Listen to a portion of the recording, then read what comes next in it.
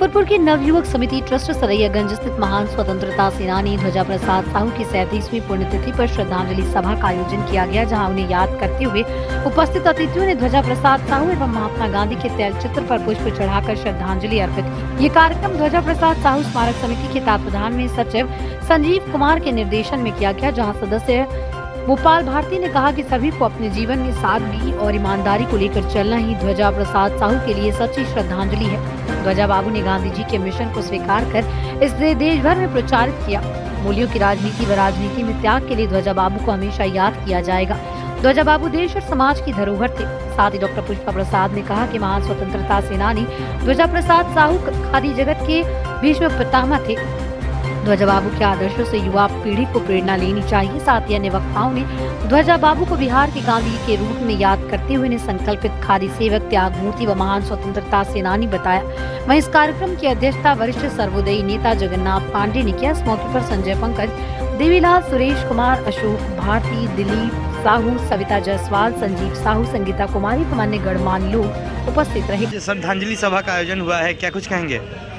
महान स्वतंत्रता सेनानी और खादी के संस्थापकों में अग्रणी समाज सेवी और बड़े ही कल्याण के लिए समर्पित रहने वाले पूर्वज ध्वजा प्रसाद साहू जी की स्मृति सभा और 37वीं स्मृति सभा है। इस सभा में उपस्थित होकर हम लोगों ने उस महान आत्मा को प्रणाम निवेदित करते हुए उनके बताए हुए पचन्य अर्थात सादगी, ईमानदारी, निष्ठा, राष्ट्रीयता, सामाजिकता और स्वावलंबन जो उनके नैतिक व्यक्तित्व में समाहित था, उसे आत्मसात करने का एक हम लोगों ने उपक्रम किया। ऐसे महान लोग अपने किरदार से रोशन जहाँ कर जाते हैं, ऐसे ही लोग जेलों में उतर जाते हैं। बहुत प्रणाम। हमारे समाज के एक उदाहरण थे ऐसे क्रांतिवीर, ऐसे स्वतंत्रता सेनानी पुण्यतिथि हम मनाने के लिए एकत्रित हुए हैं कि हम उनका अनुकरण करें, उनके चरित्र से, उनके व्यक्तित्व से। जय हिंद।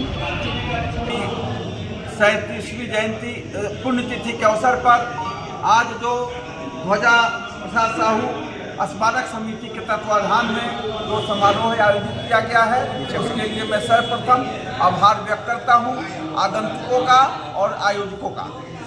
आज हम लोगों ने संकल्प लिया है, इस पुण्यतिथि के माध्यम से एक प्रस्ताव पारित किया गया है कि ध्वजा बाबू गांव, गरीब और गांधी के बारे में सोचते थे। किसी भी देश का कल्याण तब तक संभव नहीं हो सकता है जब तक गांधी के रास्ते पर चलकर गांव की और गरीबों की बात नहीं सोची जाए। और हमेशा ध्वजा बाबू गांधी, गांव और गरीबों के बारे में सोचते थे। आज हम इस मंच के माध्यम से आज प्रस्ताव पारित किए हैं कि आज भारत रत्न से ध्वजा बाबू को सम्मानित किया जाए। और जब तक भारत रत्न से सम्मानित किया जाएगा तो पूरे देश और प्रदेश में एक मैसेज आएगा कि भारत सरकार उन लोगों के बारे में सोचती है जो गांव के गरीबों के बारे में, समाज के अंतिम प्रावधान के बारे में सोचती है। और ठीक ही हम वक्ताओं ने कहा कि टाटा, बिरला, डालमिया, सिंघानिया से लेकर अभी जो धीरू भाई अंबानी और कई तरह के लोग अभी सामने आए हैं, आज भी अपने देश में 90% लोगों को 5 किलो गेहूं सरकार भोजन के उपलब्धता करा रही है। यह तब तक ये आज़ादी हम लोग को संभव नहीं है, इसको आज़ादी नहीं मान सकते हैं जब तक उनको रोजगार नहीं उपलब्ध कराया जा सके। और रोजगार तभी हो सकता है जब गांधी जी और ध्वजा बाबू के विचारों को गांव-गांव में ग्राम स्वराज की कल्पना करे और गांव स्वराज की कल्पना करके गांव में रोजगार पैदा करे और गांव की गरीबी हटा दे। यही आज का मुख्य सार संक्षेप था। आज की श्रद्धांजलि सभा में किन किन लोगों की उपस्थिति थी सर? आज के श्रद्धांजलि सभा में मोटा मोटी तो मैं समझ रहा हूँ कि संजय पंकज जी, प्रखर। अब डॉक्टर बनने का सपना करें साकार national medical college Birgunj Nepal से। National Medical College, Birganj, Nepal, accredited by IAO and affiliated with worldwide recognized Tribhuvan University, listed in WHO. Latest खबरों के लिए देखते रहिए MUZ न्यूज और ताज़ा अपडेट पाने के लिए चैनल सब्सक्राइब करना ना भूलें।